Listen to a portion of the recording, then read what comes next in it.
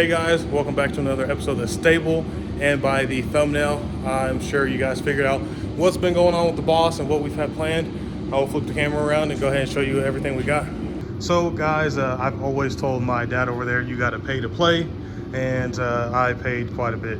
So we got a Gen 5 Whipple. We have the Department of Boost Titanic. I believe that's a triple core. We have a Ford Innovation level 2 fuel system, FIC 1440 injectors. We have a crank support in there, all the rest of the fuel components. We have long tube headers, X pipe. We picked that up. Drive shaft is actually in the back of the 86. We have a drive shaft safety loop, clutch from Lethal. We got new Boss guides and tensioners, of course header gaskets. We upgraded the fuel rails. That's hardware. Directions, more hardware in there. So, and then the rest of the boxes you see, guys, are just stuff for the actual Whipple install. So the game plan tonight, as you guys can see, it's the first time we've had the Boss underneath the lift, or on the lift. First time we've gotten a full chance to see underneath it, and we did find some weird things. So if you guys can see right here, I don't know how, but you got the inside of the tire just chewed up, and it looks like they curved the inside of the tire on this one. The driver's side seemed fine. I think it's actually both the passenger side, Dad. And if you guys can see right here, same way. And this tire has some chunks taken out of this too. So outside of that, pretty normal under there. Didn't see nothing crazy. We already, when we got the car, it already had the Borla Attack axle backs on it. But outside of that, if there's anything else on there that was done, I guess we'll find out when we take everything apart. So the game plan is, my dad was just hitting everything with some PP blast, loosen everything up. But game plan is to drop the exhaust, the drive shaft, transmission's coming out. We're gonna do the head cooling mod while the transmission is out. New clutch, short shifter on there. And then that should take care of everything from the bottom after we get the long tubes installed from LTH. We're keeping the side pipes. We'll move to the front of the car, pull the bumper off to the heat exchanger, install the Whipple. But got a little ahead of myself. We got to do oil pump gears, crank sprocket, and then put the new Boss tensioners on. So that's the game plan, but the secret's out, guys. That's what we're doing. So got caught up working, but we got the side pipes off, and we have, that's a little cover right there to get to the oil filter. But then we got some of the exhaust off, which is from the X pipe all the way back to the axle back. So we got the axle back still hanging in there. My dad and Jalen were working on, I don't know even know if you can see them from this angle, no. But these studs that go down to the front of the X pipe. But we're gonna disconnect this battery now so we can get the starter out of here. And we'll keep grinding away. Going down at the end of the, that's the headers, isn't it? Where the X pipe bolts up? Yep. So we have this long extension going all the way down to the bottom of the car. Here, I'll lay under here and show you real quick. 2 is this, but it's the back one. So you can't see it, but you can kind of see through the headers right there, the wrench where my dad's holding it. So that was the easiest way to slide, if you have an extension long enough, slide all the way down from the top of the car to get on there. We're gonna stop right there for the night, just wanna get started.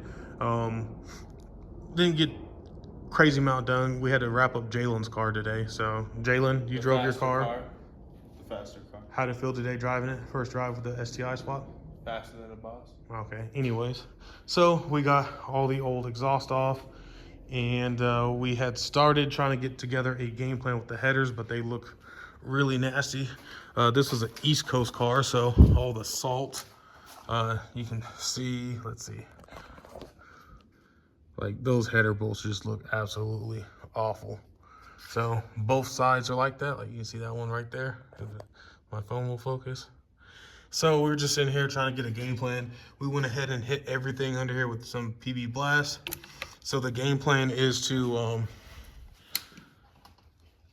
we are gonna support the engine. We just watched a video, I think it's like on 3, something on YouTube. But you get a block of wood, you support it right here underneath these fins. And then jack it up a little bit, and you remove the motor mounts on both sides so you get enough room in there to get to all the header bolts. So that's gonna be the game plan for tomorrow. So hopefully with a little bit of luck, we will get the transmission dropped. I will work on getting the head cooling mod done. After that, we have in one of these boxes, the MGW spec or X spec short shifter to install, and then the clutch as well. So if we can get all that done tomorrow, that'd be great, but we'll see how much of a fight it's gonna be getting these headers and this transmission out. Hey guys, here we are, day 2 with the Boss, getting everything installed on it. So I think I failed to mention, so hopefully by the time you guys see this video will be old and the car will have already run on the track. That's the big secret. All the guys we usually go down to the track with. I'm the only one who knows I even have the car is my uncle, and he has no idea what all we're doing to it. So the game plan is to show up at the track, shock everybody, and then I'm gonna drop this video and then drop the track video. So that's the game plan. We'll see how all that goes. But as we talked about last night, we hit everything with some PB Blast and let it sit overnight. We found out that whoever hit whatever, I'm assuming pothole something on this side of the car, because these rims are chewed up on this side. This rim is also bent. You guys can see the marks. Where is it bent at? I think it's bent somewhere right here. This is where this rim's actually bent, and then you guys can see. So whoever it was hit it pretty hard. Little updates after an hour of trying to fight to get the shift knob off the car. Finally got it, guys. It is a pain. Ford puts Loctite in there from factory, so you have to pretty much get a heat gun, heat it up. I had some leather gloves on and using a rubber strap wrench, and just pure muscle it off carefully so you don't break it. After that, you can lift up on the center console in the back, get that to pop, and then you slide it out this way towards you. And then for the shifter, you can get those there's 3 bolts you can get to right there. And then that last one, once you drop the transmission and let it hang in the back, you can get that last bolt. Guys, so the top has been a fight. But right in there, you can kind of see the top of the transmission bell housing right there. There is 2 bolts at the top. You can get to the rest of the ones from the bottom. So we did that. We also got the old drive shaft out. All right, guys, got the transmission out. I tried to use the another GoPro on a head strap, so if you guys just seen footage of that, it worked. If not, that footage didn't work out. So transmission is out, and we're just kind of comparing the stock MT82 shifter and the linkage compared to all the new nice MGW stuff. So we gotta swap some things over. So we just got our McLeod braided clutch line on there.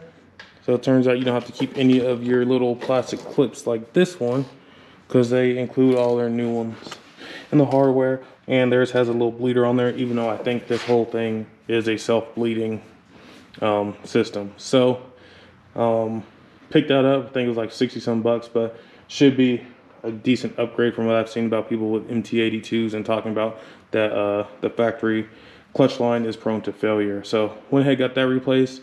Next, I think I'm gonna tackle the throttle bearing in there. And after that, we will start messing with the shifter. My dad came over here, as you can see right here.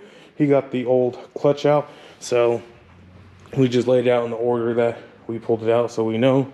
So next would be to get the little bearing out of here. And then once that's out of here, the new clutch can go in there. Hey guys, so my dad just knocked it out, but we seen a guy struggling on YouTube trying to use a tool to pull that throw out bearing out. We just do the old school bread trick, stuff bread in the hole, and then all you gotta do is just dig that bread out. So how many slices of bread was that, 2? About 1. So came out way easy. That's how we do it on the 96. So I told my dad we do the same thing. So outside of that, we got the new line on. We got the new slave cylinder in there. So that's good to go right now. I am actually, if you guys see, I got YouTube pulled up and I'm actually on MGW's channel figuring out how to actually install this. Looks like you put some Loctite on a few pieces. So I'm gonna knock that out. Got Triton the shop dog out here taking a nice little nap. All right, just got done putting the MGW X-Spec shifter on this thing, and there's tons of videos on YouTube about doing this, so I didn't bother videoing it. I personally watched the video that was straight from MGW, but this thing feels solid, way better than that factory little flimsy linkage they had on there. So next is possibly going to be coming up here and doing the head cooling mod by punching out this freeze plug up there and the one on the other side. After that, we'll get the head cooling mod done. Next step after that will be the clutch, new clutch going in.